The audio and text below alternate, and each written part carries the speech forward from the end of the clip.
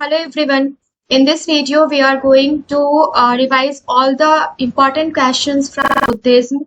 And इस video में previous year के जितने भी क्वेश्चंस बुद्धिज्म से रिलेटेड है वो हमने इंक्लूड करा है। बात बाकी इससे पहले जो हमने बुद्धिज्म का पूरा नोट्स पढ़ा था वहां से जितने क्वेश्चंस बन सकते हैं ये भी हमने इसमें इंक्लूड किया है। आई होप ये वीडियो आपको पसंद आएगा। आप इस वीडियो को किसी भी प्लेटफॉर्म पे शेयर कर सकते हैं। A9 एजुकेशन फैमिली से जुड़े रहने के लिए थैंक यू सो मच।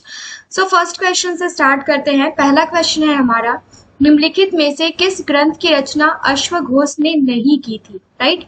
सबसे पहले तो जब क्वेश्चंस एग्जामिनेशन हॉल में आए ना तो आपको पॉइंट आउट कर लेना है कि की नहीं थी या की थी ऐसा पूछा जा रहा है। ओके, इसमें ज्यादा कंफ्यूजन होता है, तो यहाँ पूछा गया है कि नहीं की थी।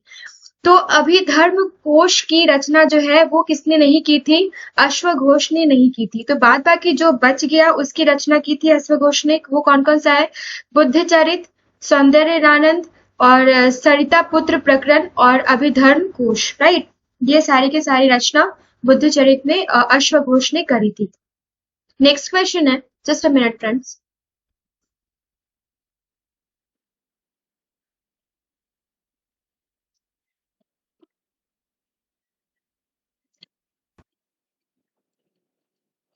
नेक्स्ट क्वेश्चन है, निम्नलिखित में से किस ग्रंथ की रचना बुद्ध घोष ने की थी?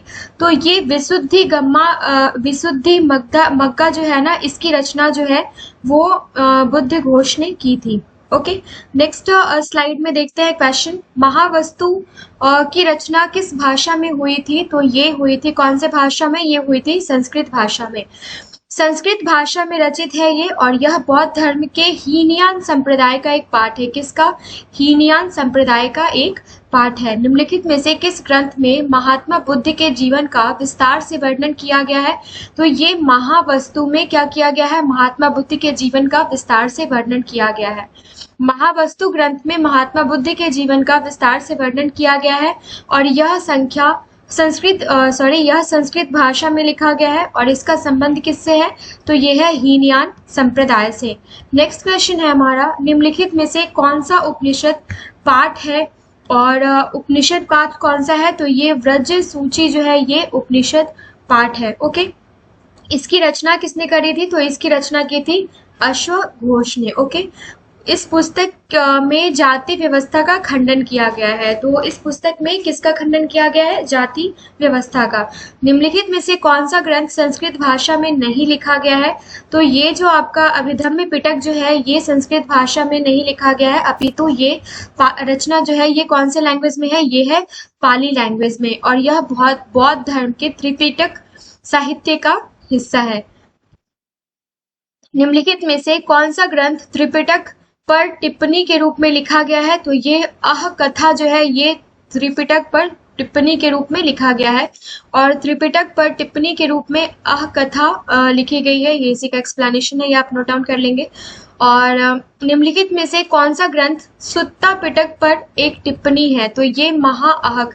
ये सारे क्वेश्चंस आपने बहुत कम देखे होंगे और बहुत ही सिलेक्टेड क्वेश्चंस है, क्योंकि इस टाइप के क्वेश्चंस आजकल एग्जाम में बहुत देखने को मिल रहा है।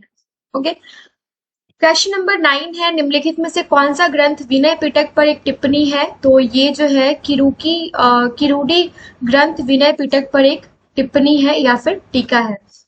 कौन सा ग्रंथ अभिधम्म पिटक पर एक टिप्पणी है? तो ये महापचारी जो है ये अभिधम्म पिटक पर एक टिप्पणी है।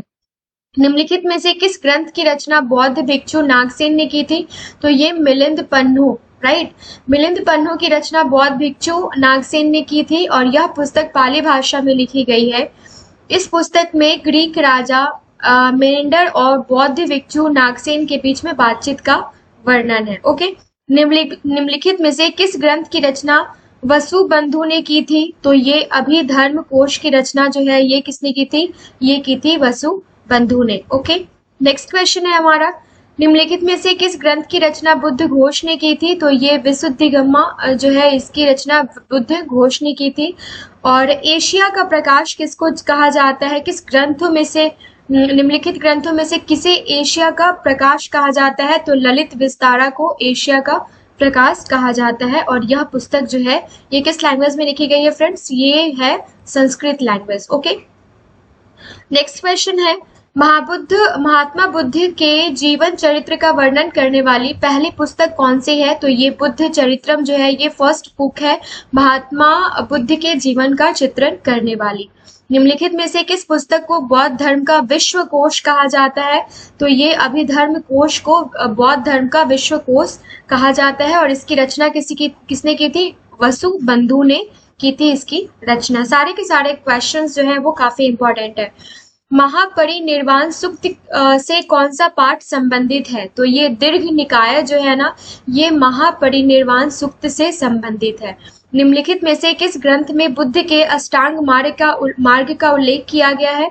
तो ये तैत्तिरीय उपनिषद से बुद्ध के अष्टांग मार्ग का उल्लेख किया गया है। ओके, और नेक्स्ट क्वेश्चन है हमारा क्वेश्चन नंबर 19। निम्नलिखित में से कौन सा ग्रंथ भिक्षुओं के गीतों का वर्णन करता है? तो थेर गाथा। ओके, और किस ग्रंथ को बौद्ध धर्म का गीता कहा गया है? तो यहाँ पे कुछ मिस्टेक्स हैं, इसको आप टाइपिंग मिस्टेक्स है, इसको आप कट कर देंगे। और धम्मपद जो है इसको बौद्ध धर्म का गीता कहा गया है। क्वेश्चन नंबर 1, यहाँ से कुछ क्वेश्चंस ऐसे हैं जहाँ पे एक्सप्लेनेशन की जरूरत है, तो यहाँ पे कुछ क्वेश्चंस हमने ऐसे भी इंक्लूड करे हैं। क्वेश्चन है, निम्नलिखित में से कौन सा प्रमाण इस बात का समर्थन करता है कि गौतम बुद्ध से पहले 6 बुद्ध थे? ओके, अब यहाँ पे ऑप्शंस दिए गए हैं और आपसे पूछा जा रहा है कि इनमें से कौन कौन से ऑप्शंस सही हैं। तो सबसे पहले तो देखिए कि इस विवाद का समर्थन कि गौतम बुद्ध से पहले 6 बुद्ध थे अशोक के निगाली सागर शिलालेख द्वारा प्रदान किया गया है। कहाँ प्रदान किया गया है? ये दिया गया है, जो मौर्य सम्राट द्वारा कनक मुनि के सम्मान में बनाए गए एक स्तूप के विस्तार को संदर्भित करता है। सीखी को छोड़कर इन पिछले बुद्धों में से 5 को भरहुत की कला में दर्शाया गया है। ओके, आई होप आपको आपका आंसर मिल गया होगा, जो पहचान लेवल के साथ उनके विशिष्ट पेड़ प्रतीकों के माध्यम से समझ में आता है। नेक्स्ट क्वेश्चन है कि बौद्ध धर्म के निम्नलिखित संप्रदायों में से कौन सा मानता है कि गौतम बुद्ध से पहले 6 बुद्ध थे? ठीक है, तो ये 6 बुद्ध कौन कौन से थे पहले आप देख लीजिए। विपासी, सीखी, विश्वभू, क्रुक्रुच्छांड, कनक मुनि और कश्यप। ये बौद्धों के बीच उनकी पूजा की व्यापकता की पुष्टि बौद्ध कला में उनके प्रतिनिधित्व से होती है। अब यहाँ पे बात है कि बौद्ध धर्म के निम्नलिखित संप्रदायों में से कौन सा मानता है कि गौतम बुद्ध से पहले 6 बुद्ध थे? ओके,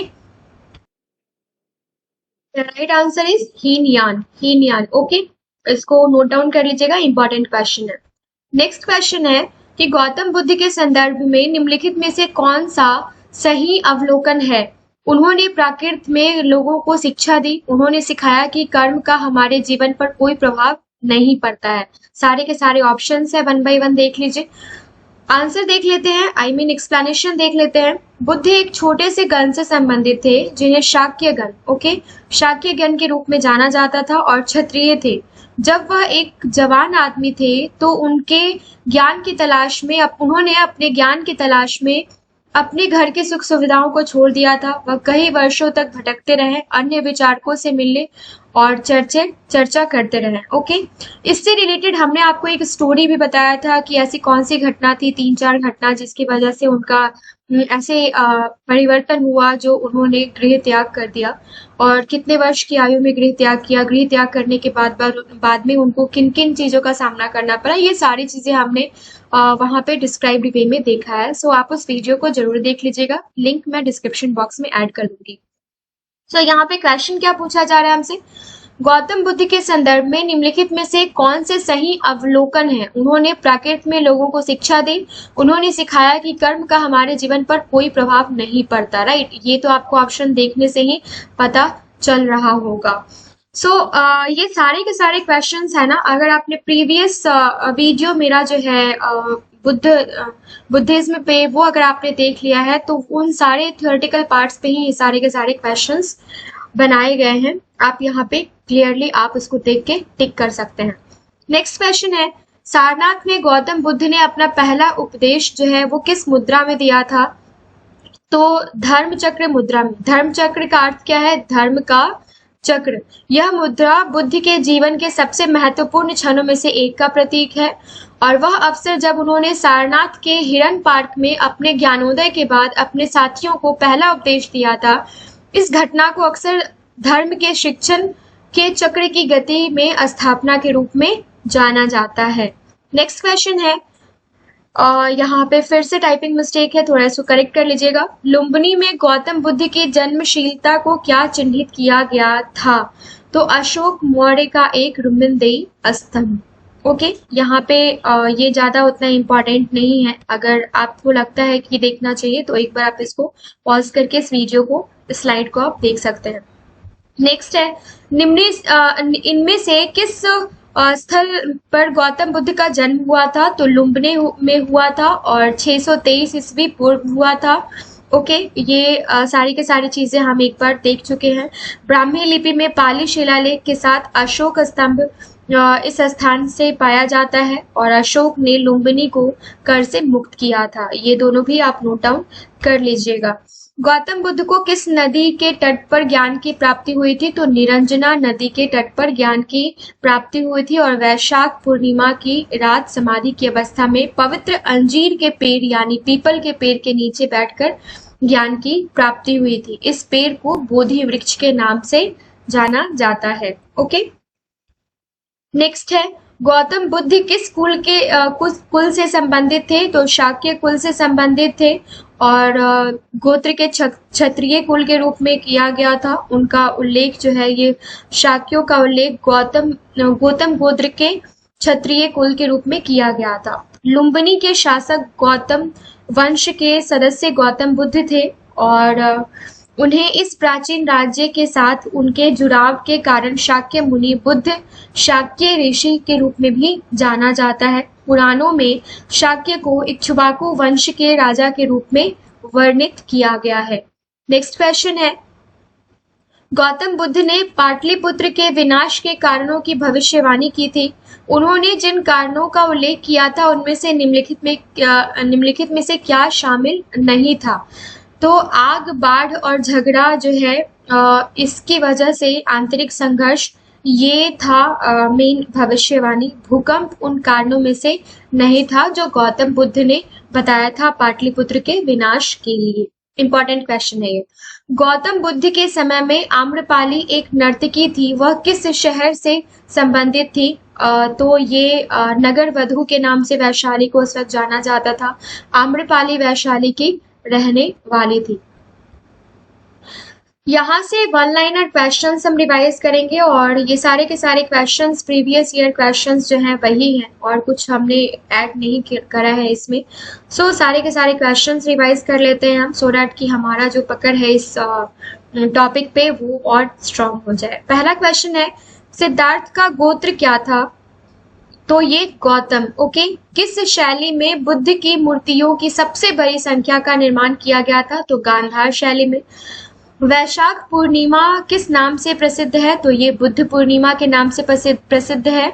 और नेक्स्ट क्वेश्चन है, किस उम्र में बुद्ध ने घर छोड़ दिया था? तो 29 साल की उम्र में, 29 ईयर्स में इन्होंने घर छोड़ दिया था। महात्मा बुद्ध ने तृष्णा की घटना को क्या कहा था? तो ये कहा था क्या? निर्वाण। ओके, नेक्स्ट क्वेश्चन है क्वेश्चन नंबर 6, महात्मा बुद्ध ने किसकी प्रामाणिकता को अस्वीकार किया था? तो ये वेद की प्रामाणिकता को। महात्मा बुद्ध ने किस भाषा में अपनी शिक्षा दी थी? पाली भाषा में दी थी। महात्मा बुद्ध ने अपना पहला गुरु किसे बनाया था? गुरु बनाया था अल्लाह कलाम को। और महात्मा बुद्ध द्वारा दिया गया अंतिम उपदेश क्या था? सभी चीजें संक्षारक हैं, इसलिए मनुष्य को अपना मार्गदर्शन होना चाहिए। महात्मा बुद्ध के बचपन का क्या नाम था? तो ये था सिद्धार्थ। और नेक्स्ट क्वेश्चन है, महात्मा बुद्ध के घर छोड़ने का क्या नाम था? महाभिनिष्क्रमण। महात्मा बुद्ध की सौतेली माँ का क्या नाम था? प्रजापति गौतमी।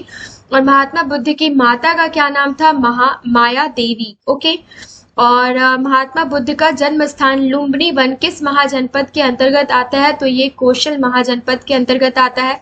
भारत के बाहर बौद्ध धर्म का प्रसार करने वाले सम्राट कौन थे? तो ये थे सम्राट अशोक।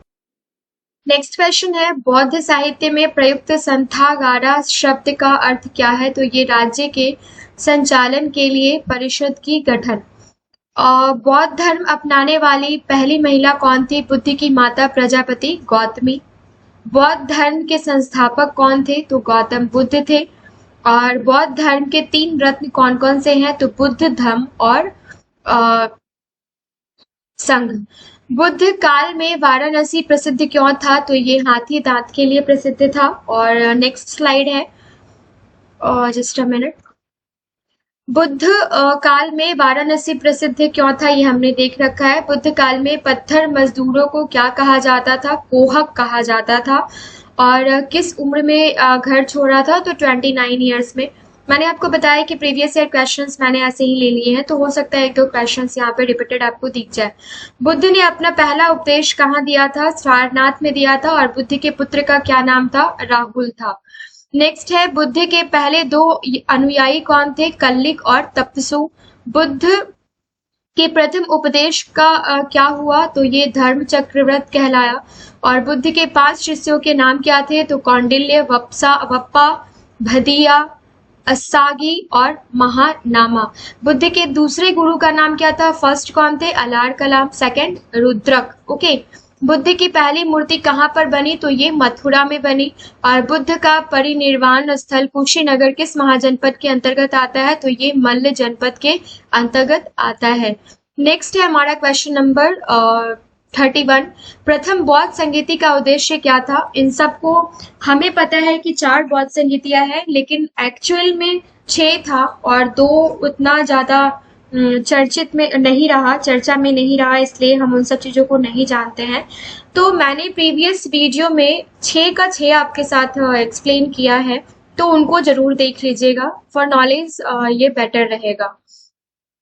प्रथम बौद्ध संगीति का उद्देश्य क्या था? तो बुद्ध की शिक्षाओं को 2 शिष्यों विनय पिटक और सुत्त पिटक में संकलित करना।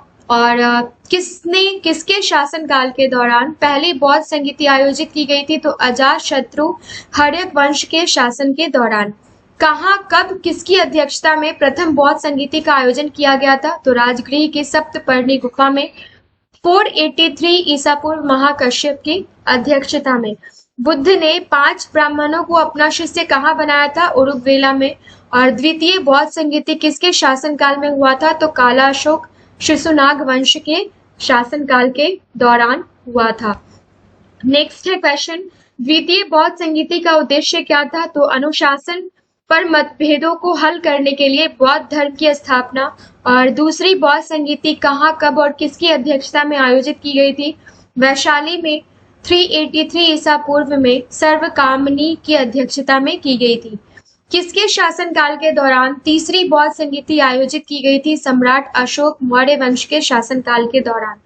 तीसरी बौद्ध संगीति कहाँ, कब और किसकी अध्यक्षता में आयोजित की गई थी? पाटलिपुत्र में 251 ईसा पूर्व मोगलीपुत्र तिस्य की अध्यक्षता में।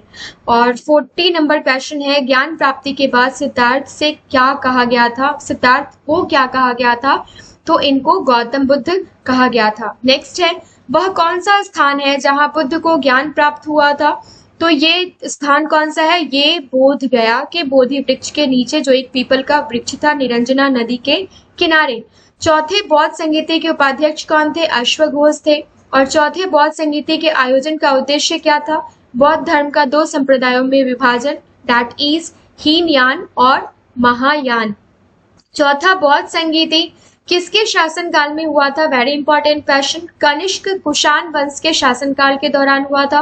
और चौथी बौद्ध संगीति का आयोजन कहाँ, कब, किसकी अध्यक्षता में किया गया था? तो कश्मीर के कुंडलवल में 1ली शताब्दी ईस्वी में वसुमित्र की अध्यक्षता में किया गया था। कौन सा? चौथी बौद्ध संगीति फ्रेंड्स, राइट। नेक्स्ट क्वेश्चन है, गौतम बुद्ध को किस रात ज्ञान की प्राप्ति हुई थी? तो वैशाख पूर्णिमा की रात, जिसको अब बुद्ध पूर्णिमा के नाम से भी जाना जाता है। आज का लास्ट स्लाइड है, लास्ट क्वेश्चंस है, 6-7 क्वेश्चंस। गौतम बुद्ध के पिता का क्या नाम था? शुद्धोधन। गौतम बुद्ध का जन्म स्थान कहाँ? कपिलवस्तु लुम्बिनी, राइट। गौतम बुद्ध का जन्म कब हुआ था? 563 ईस्वी पूर्व। कुल कितने बौद्ध संगीत कार्यक्रम आयोजित किए गए थे? राइट। कुल कितने बौद्ध संगीत कार्यक्रम आयोजित किए गए थे? अब ये ऑप्शन पे डिपेंड करता है। वैसे तो 6 किए गए थे, हम सब 4 जानते हैं और 2 हमने प्रीवियस वीडियो में एक्सप्लेन करा है।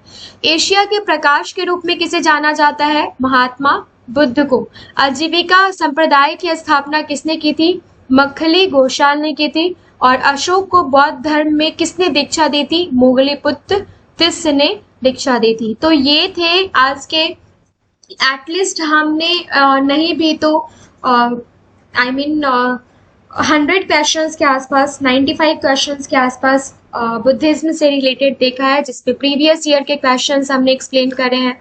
कुछ क्वेश्चंस वैसे थे जहाँ पे जो आपको यूपीपीसीएस एंड यूपीएससी में पूछे गए हैं, तो उन सारे के सारे क्वेश्चंस को मैंने एक्सप्लेन करा है आपको। और कुछ क्वेश्चंस ऐसे हैं जो कि जो प्रीवियस हमने आपको वीडियो प्रोवाइड किया था, जहाँ पे नोट्स हमने डिस्कस करा था, ये सारे के सारे क्वेश्चंस जो है एक्सप्लेनेशन वाले, ये यूपीपीसीएस एंड यूपीएससी में पूछा गया था। ओके, तो ये सारे के सारे क्वेश्चंस कुल मिलाकर, इतने सारे क्वेश्चंस अगर आप रिवाइज करके जाते हैं, यकीन मानिए फ्रेंड्स, आपका एक भी क्वेश्चन नहीं छूटेगा। और कोशिश कीजिएगा कि वो वीडियो भी आप जरूर देख लीजिए, क्योंकि देखिए हर जगह पढ़ने को वही मिलने वाला है, लेकिन मैंने अपनी साइड से कोशिश करी है कि एक स्टोरी के फॉर्मेट में मैं जैन धर्म या बुद्ध धर्म आपको इस तरीके से रटवा दूं कि आपको दोबारा पढ़ने की जरूरत ना पड़े। काफी इंटरेस्टिंग स्टोरी है कि कैसे परिवर्तन हुआ, कौन सा मार्ग उन्होंने चुना, क्यों चुना, किससे इफेक्टेड होके चुना। तो ये सारी चीजें हमने उसमें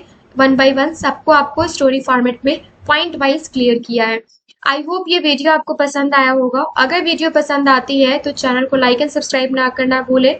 और कोई भी कमी नजर आती है तो प्लीज आप मुझे कमेंट सेक्शन में कमेंट करके बताइए, सो डैट कि आने वाले किसी भी वीडियो में वो कमी मेरी तरफ से रिपीट ना हो।